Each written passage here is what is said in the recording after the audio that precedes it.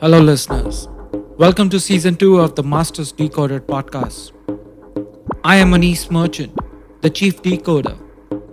I want to thank you for the overwhelming response to season 1.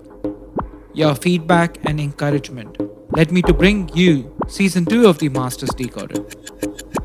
The season will tap into how technology, artificial intelligence, and other socio-economic factors have impacted my guests' careers or passions. My next guest on today's episode is Kunal Jeswani.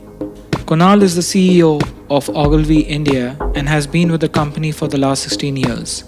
With more than 27 years in the media industry, Kunal has seen the various phases and industry evolution. In his tenure, he has worked and launched some of the largest brands, including Indian Premier League, or known as IPL.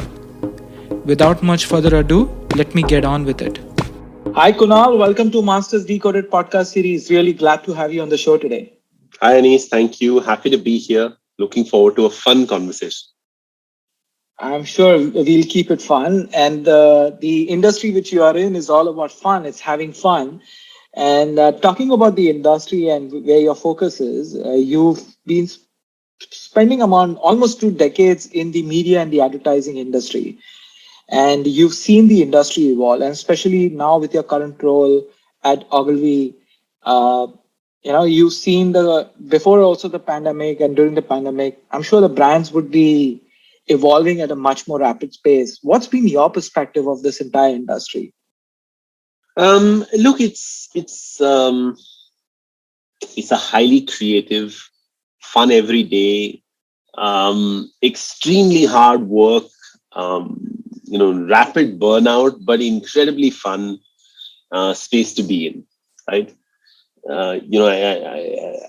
It's the only industry I've known all my life, right?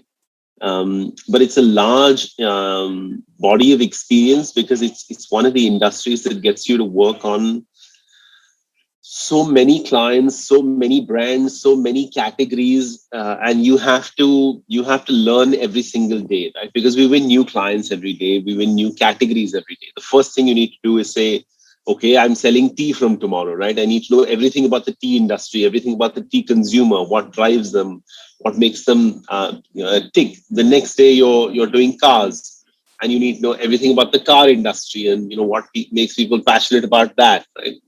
And the next day you're selling a banking service, right? And you need to know all about investments, and so it keeps you on your toes. It's very high energy in that sense, and people you work with, clients, expect you to be experts on their business within a week. So it's high pressure in that sense as well. Just building on what you've just said, Kunal, it's difficult, right? Like cars to teas to banking, and the clients expects you to be an expert in every of those fields.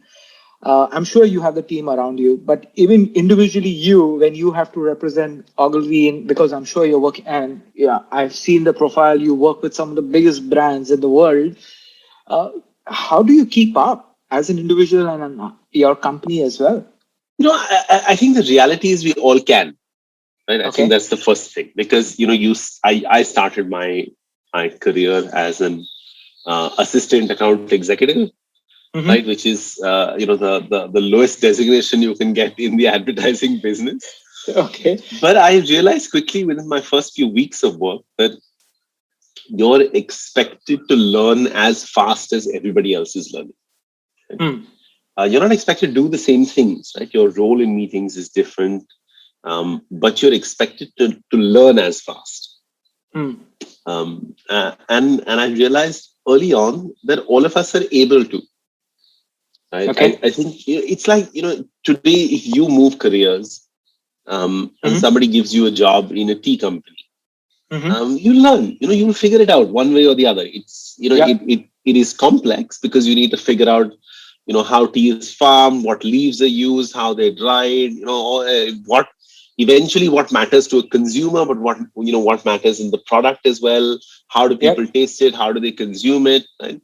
How do they differentiate one from the other? But you figure it out, right? And then, a year later, if you realize this is not for you, and if you join an auto company, you will figure that out as well, right? Yeah. The only difference is, I think, time and speed, right? So we're expected to get up to speed much faster Yeah. than any normal human being would who was new to a job, right? So if Mm-hmm. you hired somebody, to work in your company, Yeah. you would say, hey, the guy will, or the girl will need 2 to 3 months to familiarize themselves with the company, with the people, who Yeah. we are. You'd put them in induction programs, all of that would happen. And in Mm-hmm. meetings, you'd smile and you'd give them time, saying, hey, you're new to the business, but you'll learn, right? When you hire an advertising agency, your expectation is from the first meeting, everybody should know everything, right? Yeah. Because you're paying them as a service, and you know, by God, people should come in knowing my business, right? Yeah. So that patience is not there with Yeah. most clients, and it's unreasonable. But it's become part of what they expect from the first day they start paying you, right? Hmm. And therefore the pressure on us to learn is much more. But that's actually the most fun side of the business, Hmm. is getting into a new category, learning, and bringing that to your side of the business, which is advertising, right? Now, many people believe that, when you're in advertising, you only need to know about the advertising side of it, but that's not true, right? You can't sell a car unless you know the heart of that car, right? Yeah.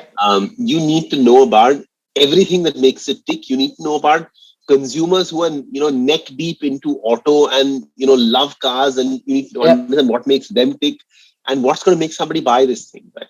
Yeah. Um, you may not need to know about some stuff, which is part of their business, right? But there's a lot of stuff that you do need to know.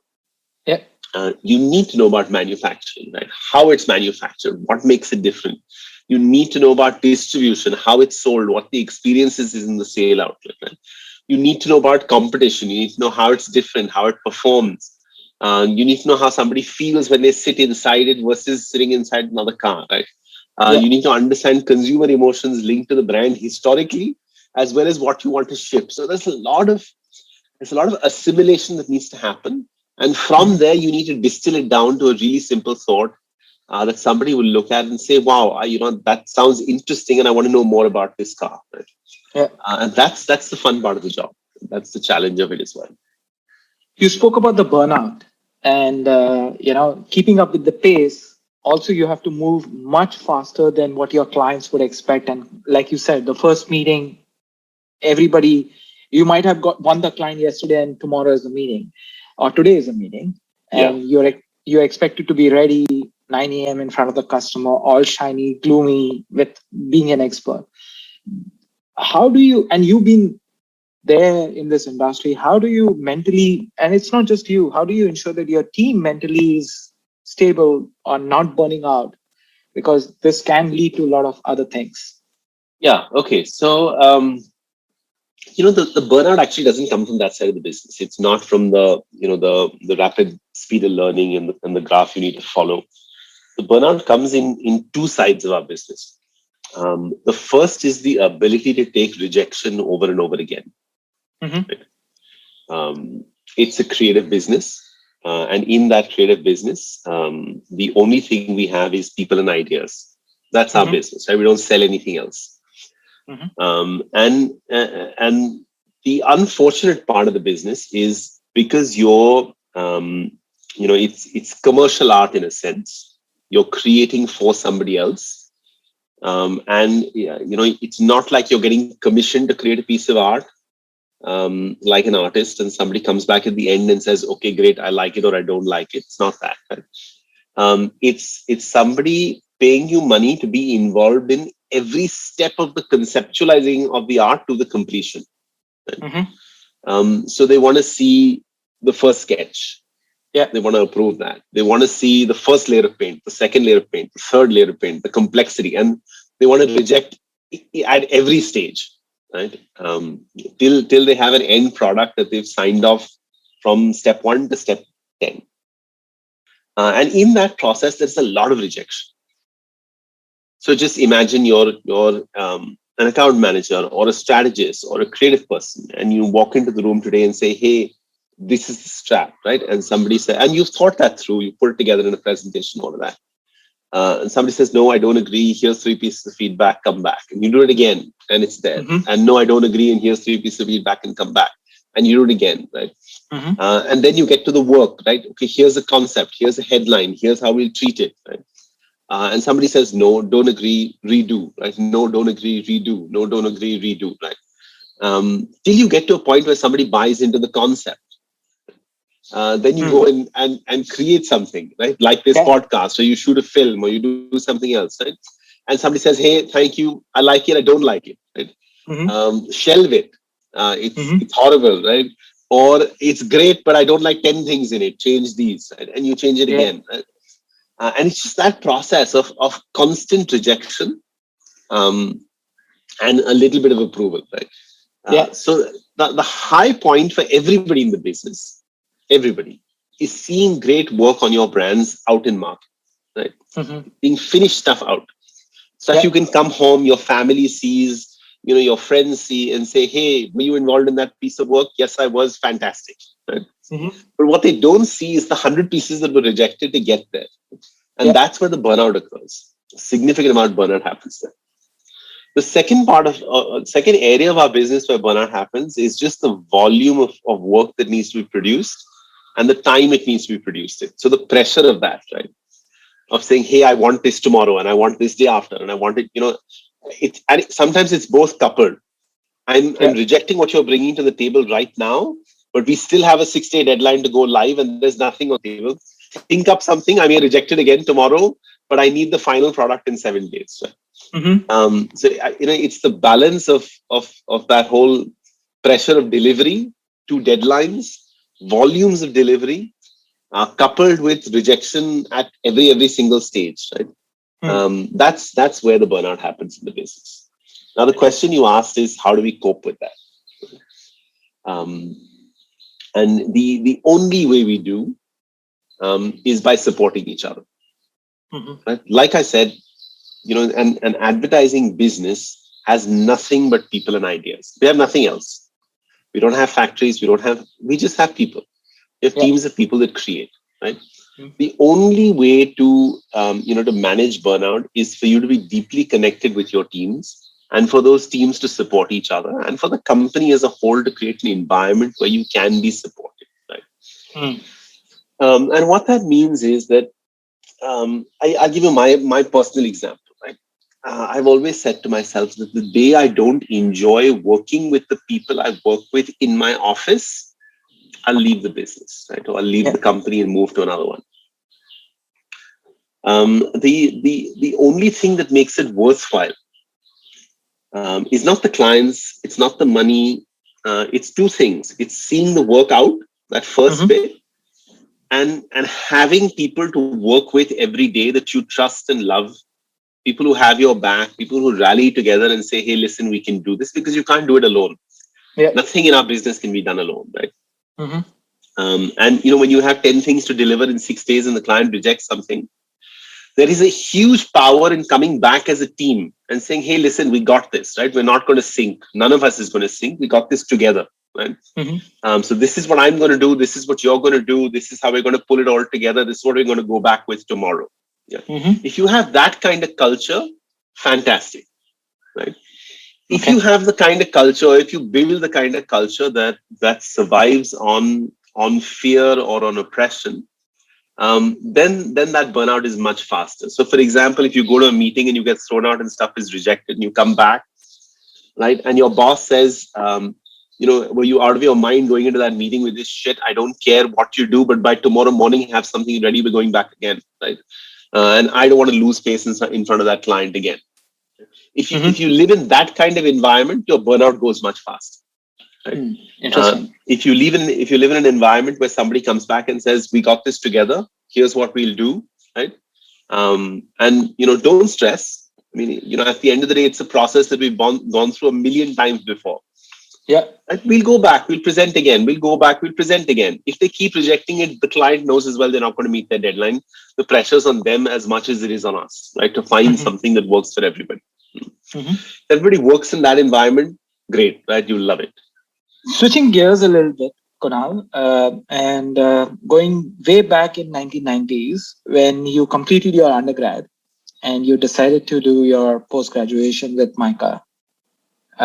Did you thought that you want to be in the advertising space? That was your career opportunity?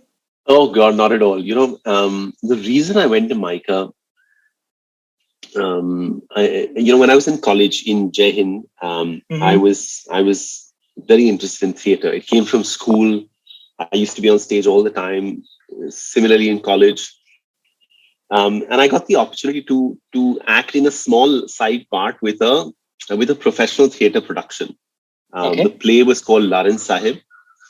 Um, Production house was Academia Repertory Theatre Art. Wow, Yeah, you remember it. That's I great. remember.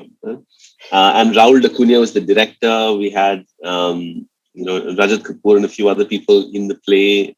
Tom Alter. It was great fun, right? Wow. Um, and a friend of mine and I both got selected for supporting cast. His name is Kunal as well, and we both traveled with them. Right, so Okay. we were lucky. The play actually did well in India, and then got selected to perform at the Edinburgh Fringe Festival. Wow. Okay. So we went to London, to Glasgow, to Edinburgh. Edinburgh, I think, was 21 days, if I remember correctly, of performances every single day.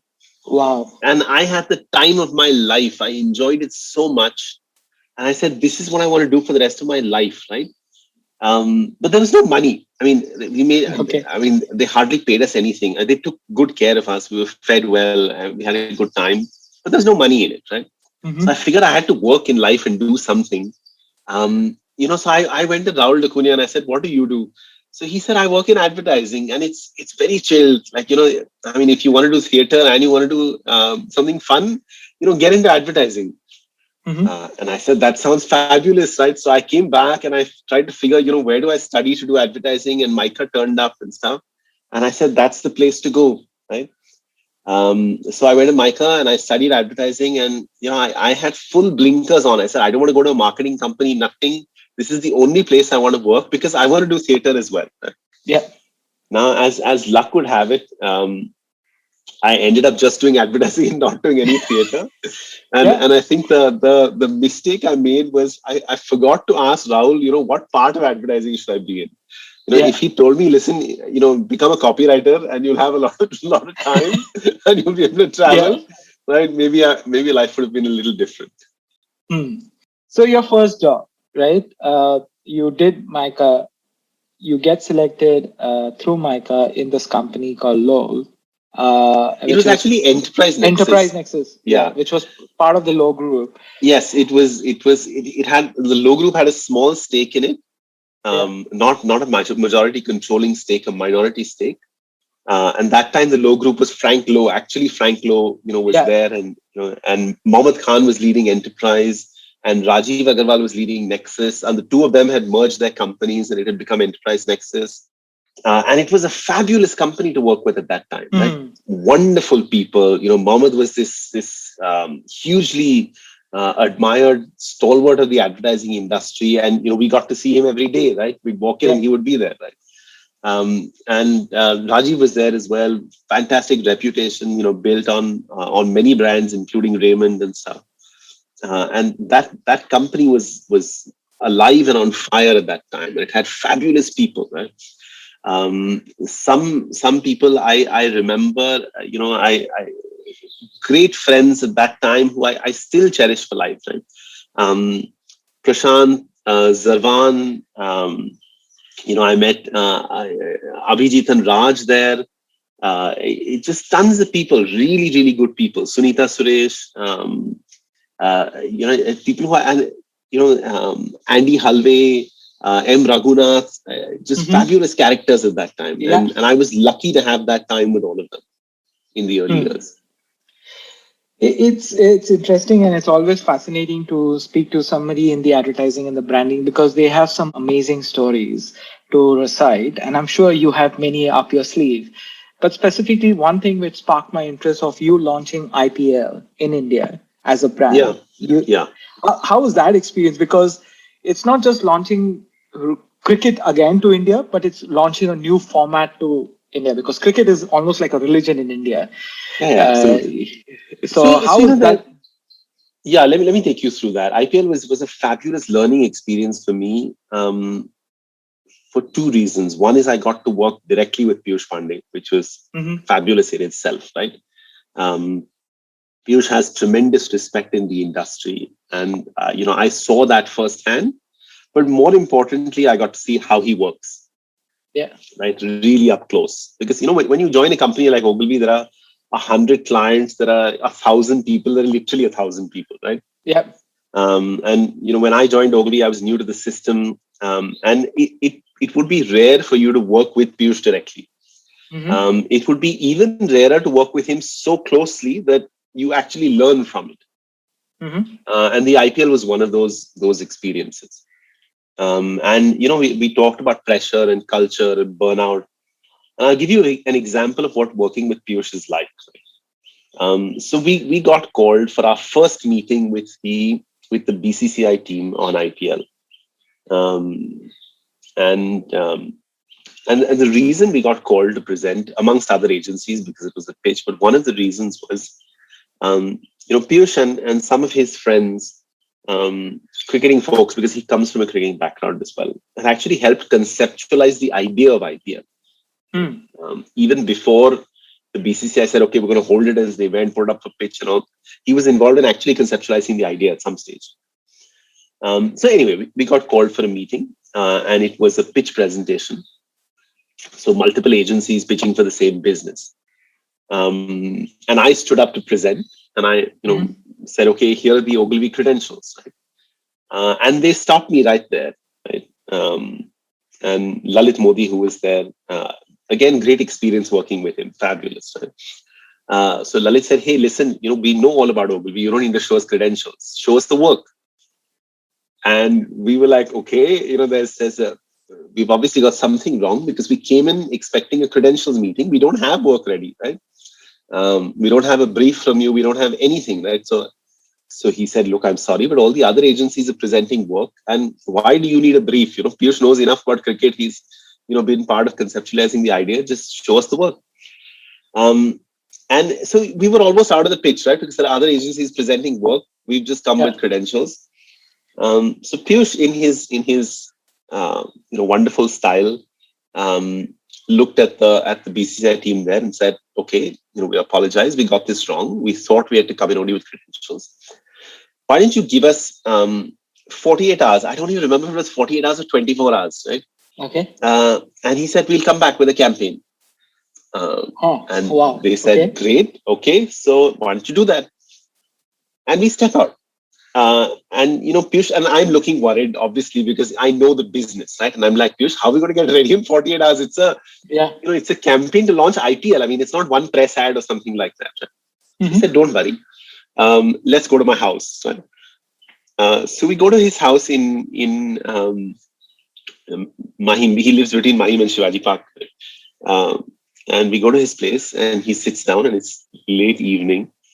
I still remember it was dark, because the pitch meeting was already late in the evening. By the time we got to his place, it's quite late. Right?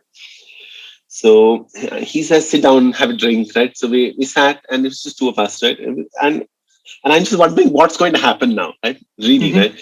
My expectation was that he would call 5 people, from the office and say, okay, now this is what we're going to do. You do this, you do that. And, and everybody would work overnight and all of that, right? And none of that happened. He just sat down with a notepad, right? And he started writing. Okay. And he wrote the campaign right there, right? Right Wow. there in 15 minutes, he wrote it out. Right? He took a notepad, and like he normally does, he did a little om at the top of the notepad and started writing, right?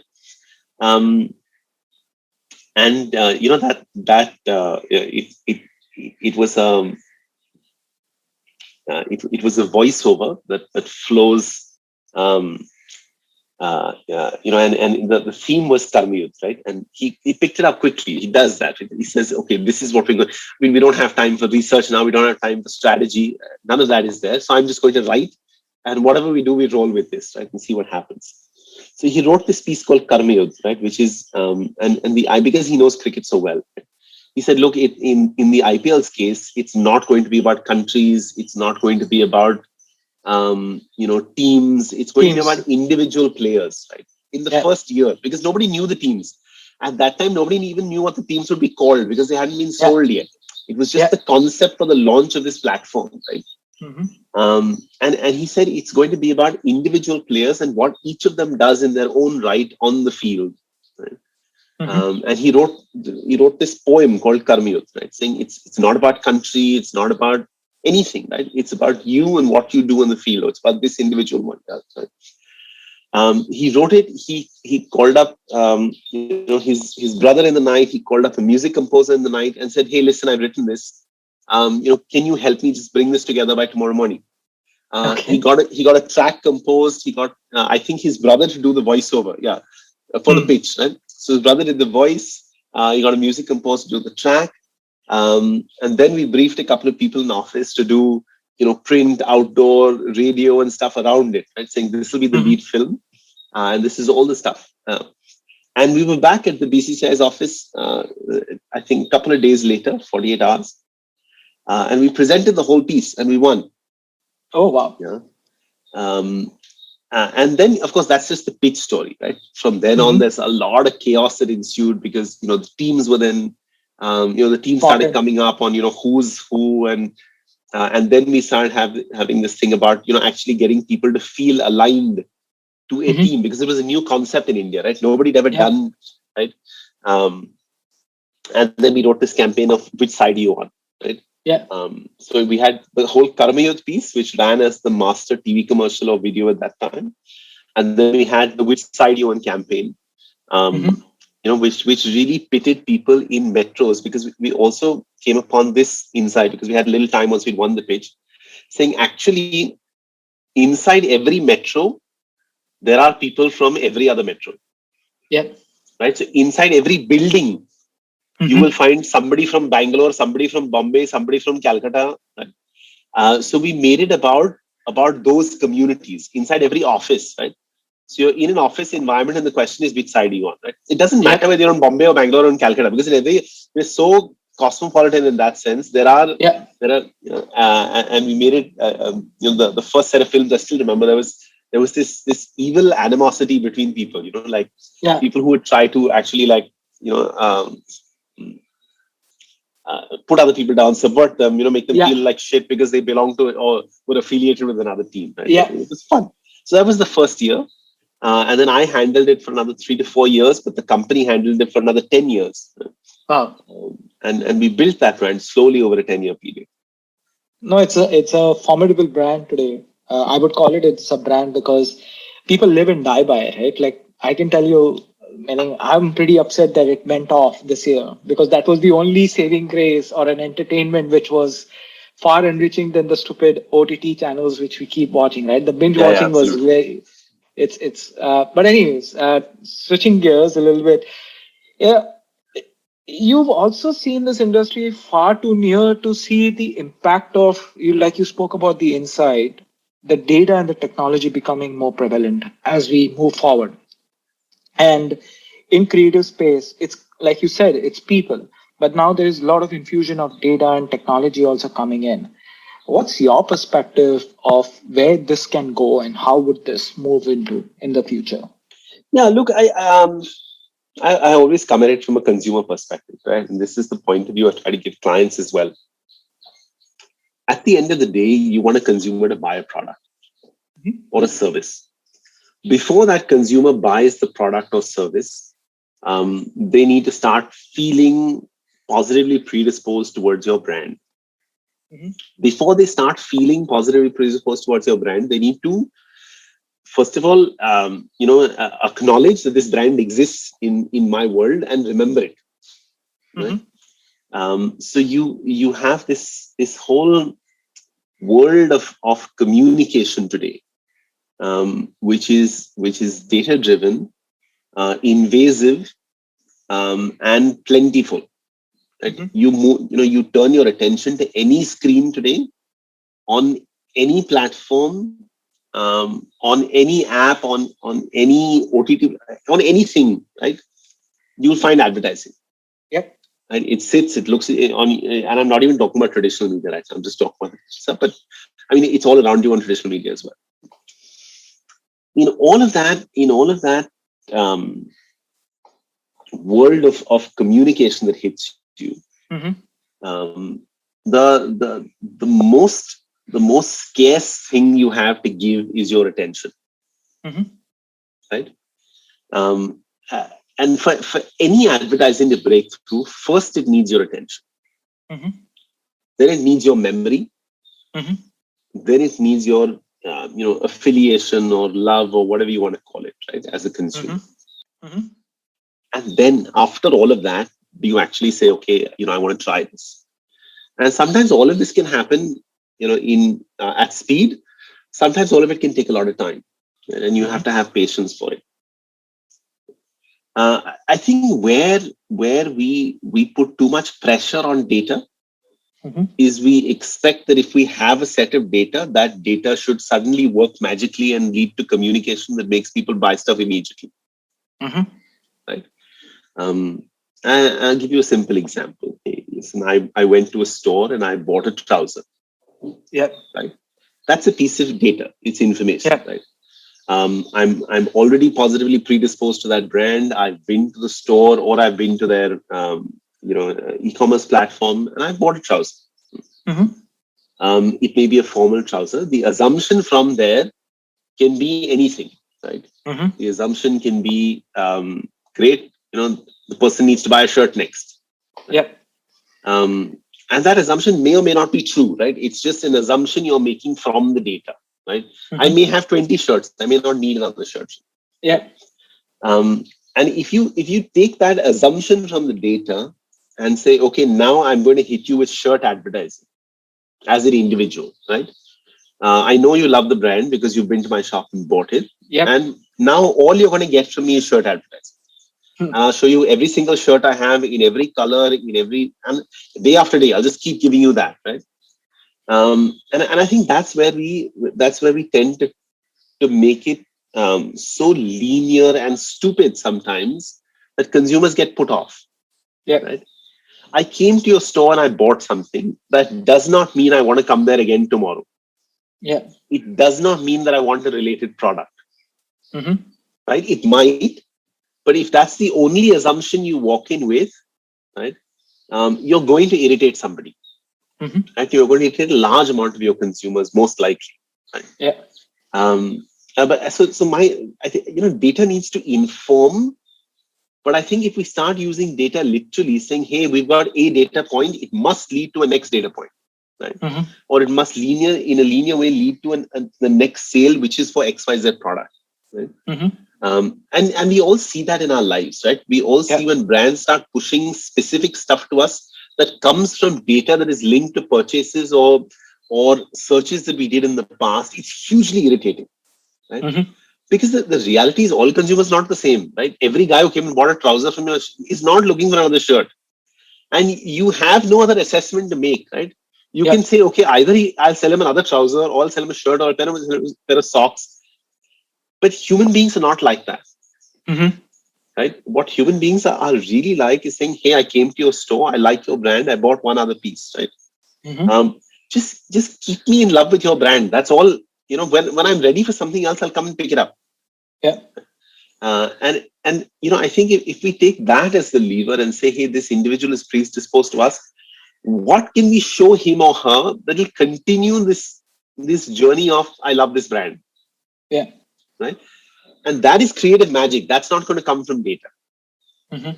Right? That's about saying I understand consumers. I'm trying to tease out as a creative person what's going to excite this individual. Right? And that cannot come from data. That comes from a creative process. Right? So I think the over-reliance on data points to lead to specific communication that leads to a specific action. I think that entire argument is flawed. And which is why you see clients come back saying, hey, listen, we use data and open rates went up from 0.5% to 2%. Fantastic, right? Yeah. But I mean, that's not what advertising is about. It's not about people opening invasive emails that you're sending them, right? Yeah. More people opened my invasive emails. That can't be what advertising is about. Yeah. Right? Advertising needs to be about saying more people got excited about me as a brand, about my purpose, about why I exist, or about my features. Even that is fine, right? Yeah. Talk to me about what makes this stuff brilliant, Mm-hmm. right? Like I'll give you an example of great work, right? There is a shirting brand in Bombay. I won't mention the brand because I don't want this to become about specific brands. But they send me communication often, communication which I like, right? Yeah. But all the communication is just about their craft. Hmm. Interesting. It's the detail we go into about how we make stuff. Okay. And it's great. Every time I see that, I'm saying, oh, okay, I like this one more, right? I like this one more. And I like this brand because they're not trying to sell me stuff. They're not saying, hey, here's our new, range of shirts. Here's what we have in stripes. It's just about craft. Hmm. Because then when I'm ready to buy a shirt, and I am often, right, I go there and I say, okay, fine, let me pick up something. But when you're talking about craft, when you're talking about magic, when you're talking about something that's going to excite me about the brand, then I will respond when I'm ready. Very profound thought. I think that's it comes from experience, and thank you for sharing that. Kunal, just building on a few things which you've just said. There are you are a CEO today of a massive brand like Ogilvy, but there are many other startups who are building their startups in the advertising space. How do you see that ecosystem evolve? I think it's evolving beautifully even right now. I think startups have realized they can go direct to consumer on social media platforms, and there is great advertising happening there as well, right? Effective work. And very often when you're starting with a product or service that either does not exist in market or you're disrupting market, sometimes you don't have to do fancy stuff. Then it's not about emotion and feeling. You just need to make sure people understand saying this is the service or this is the product. This is how it's different. Yeah. And there's branding that they remember very clearly. Sorry, just give me a second. So in that light, when you're looking at early stage startup, direct to consumer work, you need to ask yourself one question. Is the product or service I have truly unique? Mm-hmm. Is the brand irrelevant? Mm-hmm. If nobody has the product or service, then, whether I call it, monkey chap, hathi chap, it doesn't matter, right? Mm-hmm. People are going to buy into the product or service. I want them to remember the brand name so that as competitors come up over time, they remember this was their first experience. But what I need to get out as communication is very, very clear understanding of what is this product or service? How does it impact my life? How can I access it easily? What's the experience going to be like for me, right? How do you get over that barrier of initial fear of experiencing? I don't understand this. I downloaded the app. I don't know how to use it. Forget it, right? How do you make that clean and easy? But I think you also have to ask yourself really honestly, saying, is it really that unique? Is there already somebody in the space doing it?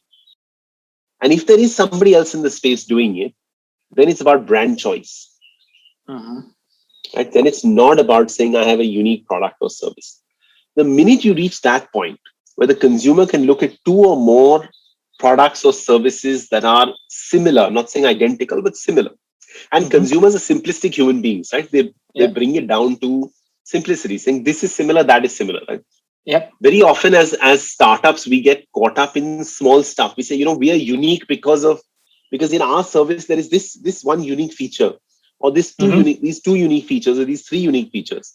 Yep. But a consumer doesn't look at that, right? A consumer looks at, a taxi service as a taxi service. The first one that came up, fantastic, completely new. The minute there are two, right? The minute there are two, they're broadly the same. Yep. Right now each one can argue saying I have 5 different features, but as a consumer, I'm like, okay, I can take that one or that one. Doesn't really matter to me. I want to book a cab. I want a cab to come home and drop me to another place, right? Yeah. That's it. And I want it to be as simple and trackable as possible. Now, when you're in that environment, you need to build brand differentiation. You need to start making people feel like I want to go with that brand and not that brand. And that's the part where advertising, emotion, feeling, all of that kicks in. Right? If you try and win that battle on features and add on little bits, you will fail. No, that's interesting what you've just said because often brands miss this point and startups miss this point where it becomes they focus on those small things so much where they have not focused on building the brand.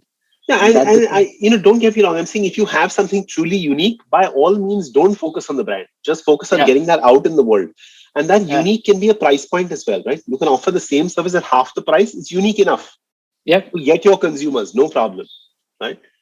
But if you're in a world where there is reasonable amount of price parity and reasonable amount of service parity or product parity, you need to start building your brand. Switching gears a little bit, there are many people I'm sure are looking to build their careers in advertising. What will be your advice to them? Um, First of all, do it. It's a great industry. Yeah. So don't be scared.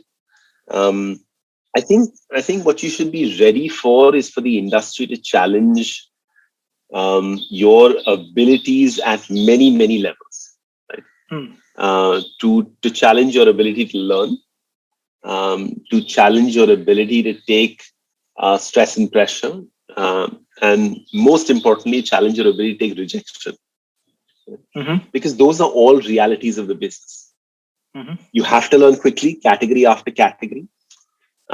You have to be able to manage large volumes of work and deliver on them. And you have to be able to take rejection. If you're the kind of person who gets, very angry or upset every time you get rejected, right? If you've been brought up in a world where everything you wanted has been handed to you, and you haven't had to fight for too much, it's a difficult career to build. Interesting. Yeah. Now, I would love to continue with this conversation, and I know you're super busy as well. But just one last thought. You spoke about few people who've impacted your career. But is there a specific mentor you look up to today, even being a CEO? Many people shaped my career. I think the first one I have to give credit to is, I'm talking about working career, right, from the first day of work, is M. Raghunath. I mean, he's no more, but he was my office head, account management lead, Enterprise Nexus. Fabulous human being. I think I got the soft side of his life because he had, cancer by the time I started working with him. And he used to be quite a terror before that, I heard, but he was very, very nice to me and taught me a lot of my, early craft in advertising. Mohammed Khan, Prashant, Zarwan, Vikram Gaikwad, Sunita Suresh, all from my early years. Maya Katrak and Kersi Katrak, from my time in the Republic. Fabulous human beings, really enjoyed my time with them. And then, of course, Piyush. Madhukar Sabnavis is probably one of the people I look up to today significantly. Is a mentor to me almost every week, every single day. I love how he thinks. I love how he works. And I often reach out to him for advice when I need it. Okay. And finally, Hepzibah Pathak. Hepsi is not a mentor. She's more a colleague and friend than anything else. But she is someone I look to as as a beacon of how good I could be, right? Okay. If I did everything she does. Wow. So that's everyone, I think.